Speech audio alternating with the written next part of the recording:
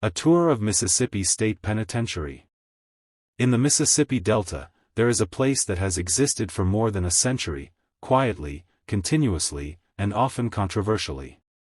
It is one of the largest prisons in the United States by land area. It has housed thousands of men. It has been investigated by the federal government multiple times. And for decades, its name has been synonymous with both punishment and reform. This is Mississippi State Penitentiary. Most people know it by another name. Parchman Farm. Today, we're taking a factual, documented tour of this prison, how it was built, how it operated, what changed, and what remains unresolved. Not through rumors. Not through exaggeration. But through records, court rulings, government reports, and first-hand documentation. Because the story of Parchman is not just about incarceration.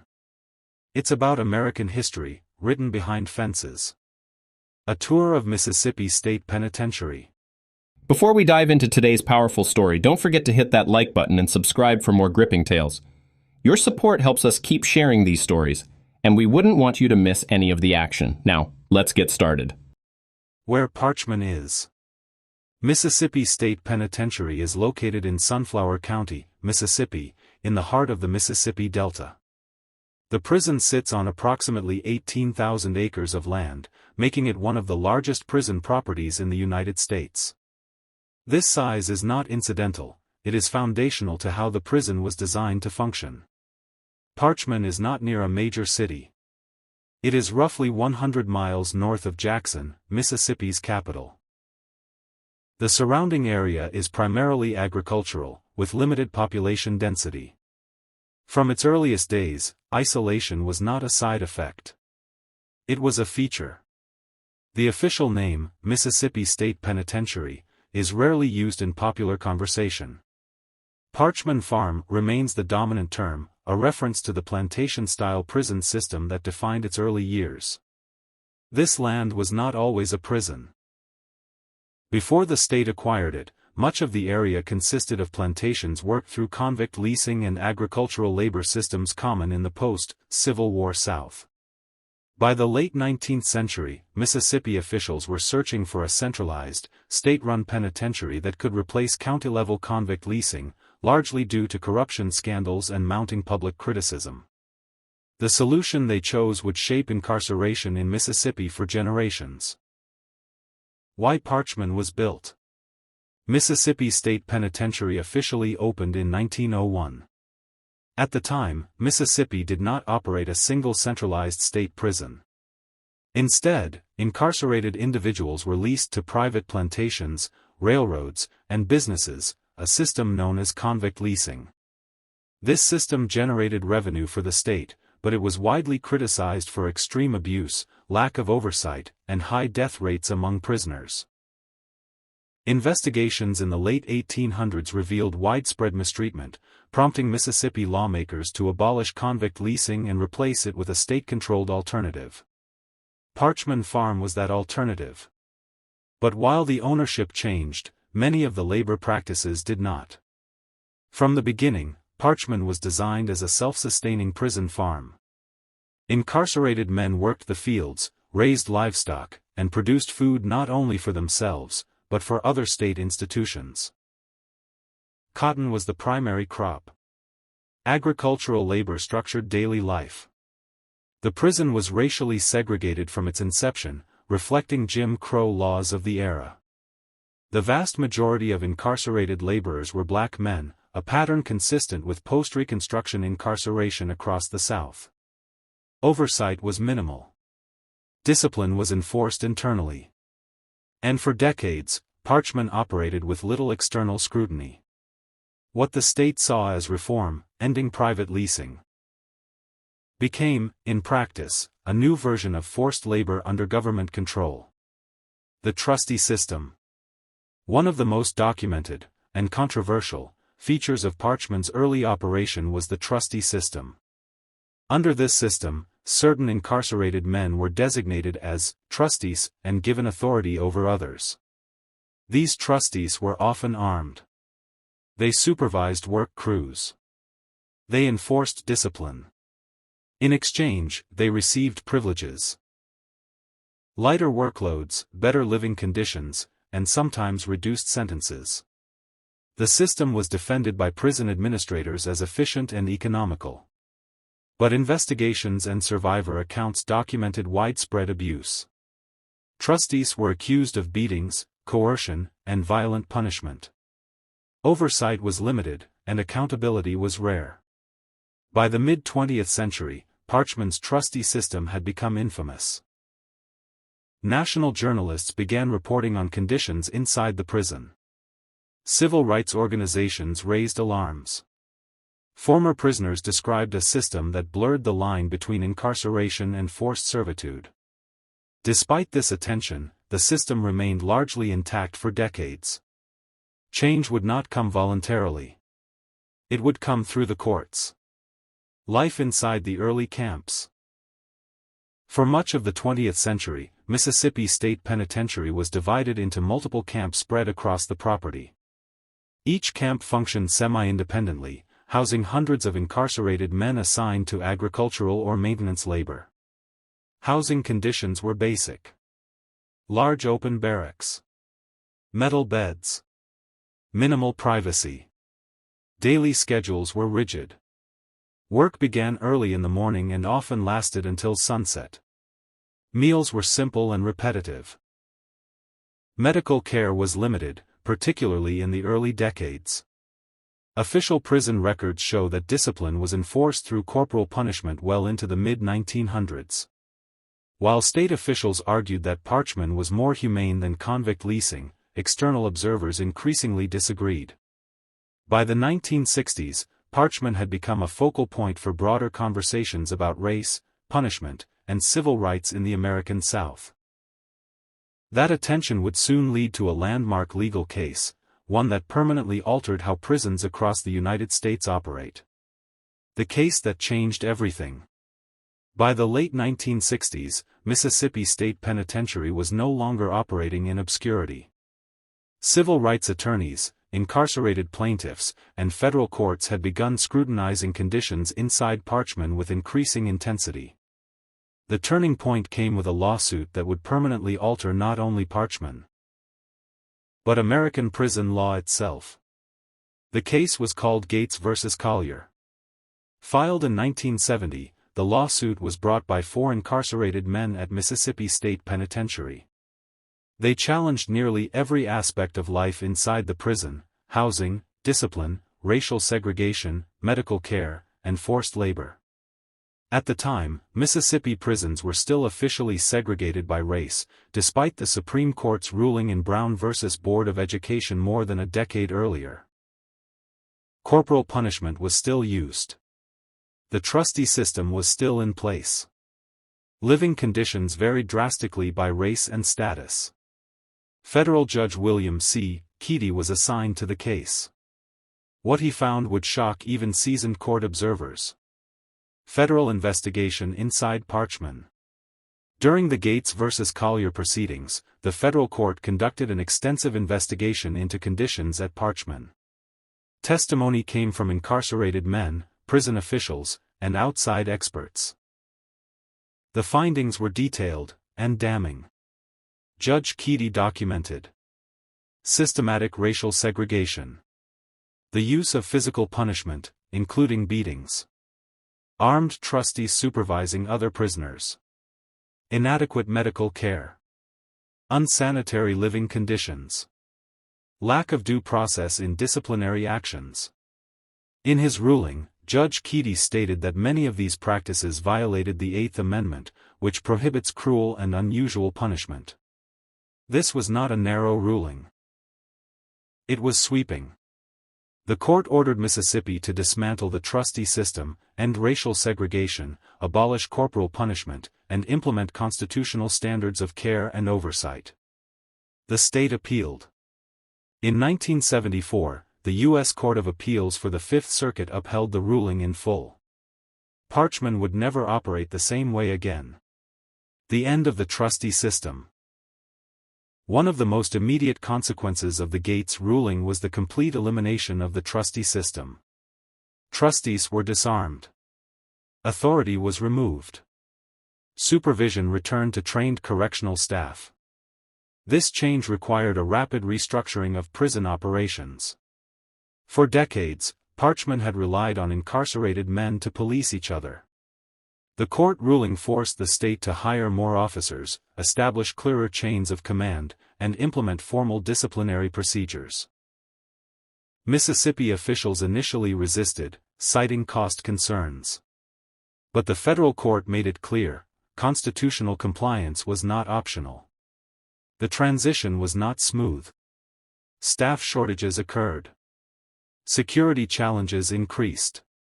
And for the first time, Mississippi State Penitentiary came under sustained federal oversight.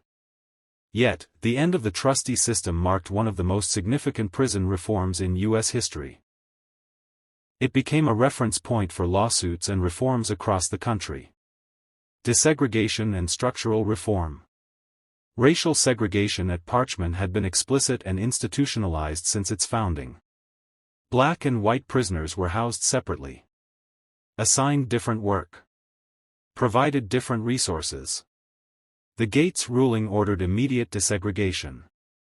This included housing, work assignments, medical treatment, and disciplinary processes.